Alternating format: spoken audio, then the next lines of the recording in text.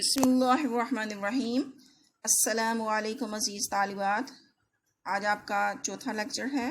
کل آپ نے آیت نمبر 7-20 میں سے 7 سے 13 کیا، آج ہم اس کا باقی حصہ 14 سے 20 کریں گے۔ تو یہاں سے سٹارٹ کرتے ہیں۔ بسم اللہ الرحمن الرحیم۔ قالوا لا اقلع الذئب ونحن عصبة انا اذا لخاسرون۔ وہ کہنے لگے کہ اگر ہماری موجودگی میں کہ ہم ایک طاقتور جماعت ہیں، اسے بیڑیا کھا گیا تو ہم بڑے نقصان میں پڑ گئے۔ فلما ذهبوا به واجمعوا ان يجعلوه في غيابات الجب، غرض جب وہ اس کو لے گئے اور اس بات پر اتفاق کر لیا کہ اس کو گہرے کنویں میں ڈال دیں۔ وَأَوْحَيْنَا إِلَيْهِ لَتُنَبِّئَنَّهُمْ بِأَمْرِهِمْ هَذَا وَهُمْ لَا يَشْعُرُونَ۔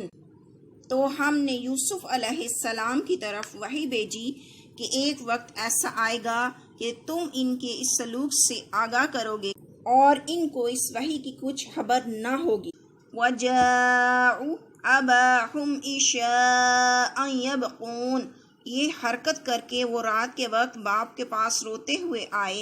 قَالُوا يَا أَبَانَا إِنَّا ذَهَبْنَا نَسْتَبِقُ وَتَرَكْنَا يُوسُفَ عِندَ مَتَاعِنَا فَأَكَلَهُ الذِّئْبُ وَمَا أَنْتَ بِمُؤْمِنٍ لَنَا وَلَوْ كُنَّا صَادِقِينَ۔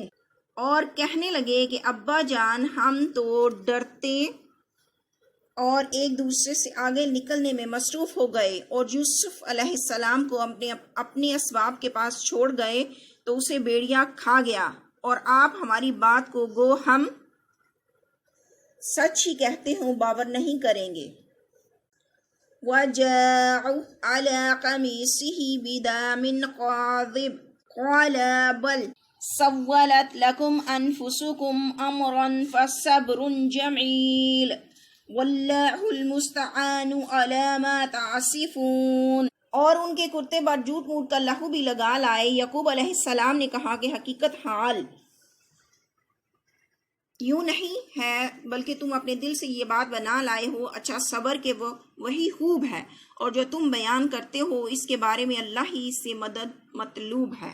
وَجَاءَتْ سَيَّارَةٌ فَأَرْسَلُوا وَارِدَاهُمْ فَأَدْلَىٰ دَلْوَهُ قَالَ يَا بُشْرَىٰ هَٰذَا غُلَامٌ وَأَسَرُّوهُ بِضَاعَةً وَاللَّهُ عَلِيمٌ بِمَا يَعْمَلُونَ۔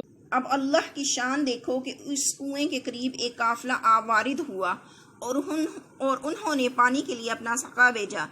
اس نے کنویں میں ڈول لٹکایا تو یوسف علیہ السلام اس سے لٹک گئے۔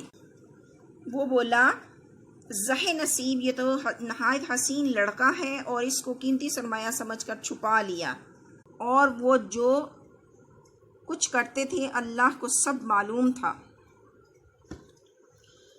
وَشَرَوْهُ بِثَمَنٍ بَخْسٍ دَرَاهِمَ مَعْدُودَاتٍ وَكَانُوا فِيهِ مِنَ الزَّاهِدِينَ، اور اس کو تھوڑی سی یعنی معدود چند درہموں پر بیچ ڈالا، اور انہیں ان کے بارے میں کچھ لالچ بھی نہ تھا۔ عزیز طالبات، اس ترجمے میں آیت نمبر 8 سے 20 میں سارا تھورلی آپ لوگوں نے میرے خیال سے غور سے سنا ہوگا۔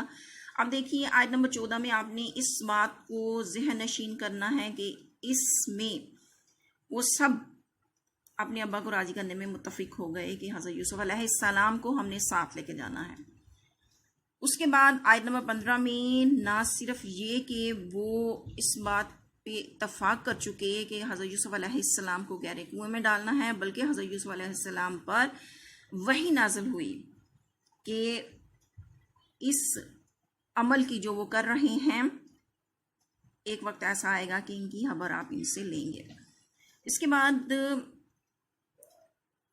کیا ہوا کہ وہ بھائی روتے ہوئے اپنا جھوٹ موٹ کا قصہ سنانے کے لیے اپنے والد حضرت یعقوب علیہ السلام کے پاس آئے اور کہنے لگے کہ ہم تو دوڑ کھیل رہے تھے، اور ایک دوسرے سے آگے نکلتے جا رہے تھے، اور حضرت یوسف علیہ السلام کو ہم نے اپنے مال و اسباب کے لیے اپنے پاس مال و اسباب کے پاس چھوڑ دیا، لیکن ہوا یہ کہ واپسی پر ہم نے دیکھا کہ بھیڑیا کھا گیا۔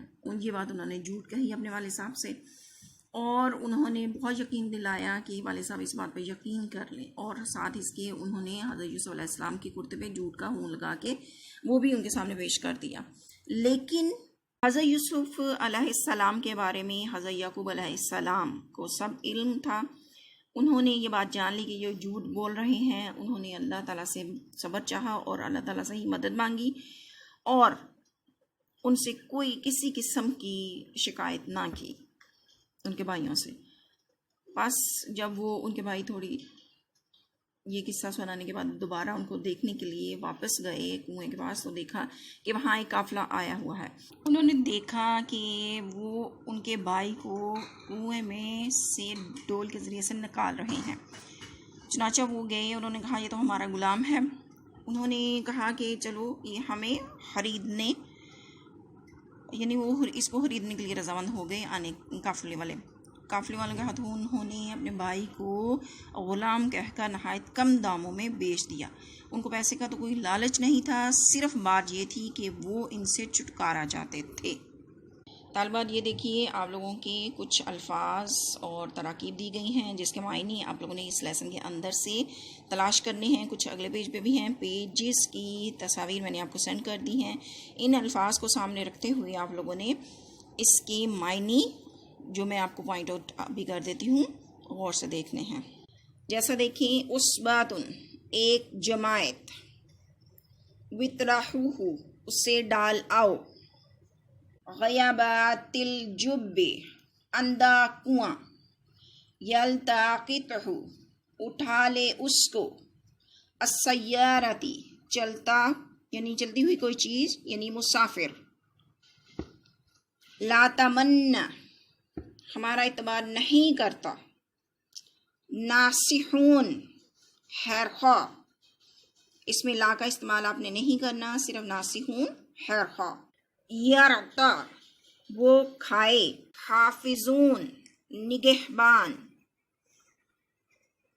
ذئب بیڑیا، نستبق آگے نکلنے، سولت بنا لی، توصفون تم بیان کرتے ہو، واردہم اپنا پانی بھرنے والا، عدلا دلوا اس نے ڈالا اپنا ڈول، بداعت مال تجارت سمجھ کر۔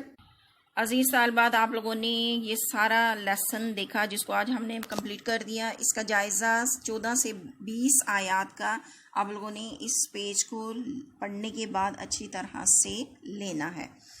انشاءاللہ تعالیٰ آپ کو بہت اچھے طریقے سے یہ آیات اور ان کا ترجمہ جو ہے وہ ذہن نشین رہیں گی۔ آپ لوگوں سے اجازت چاہتی ہوں، اللہ حافظ۔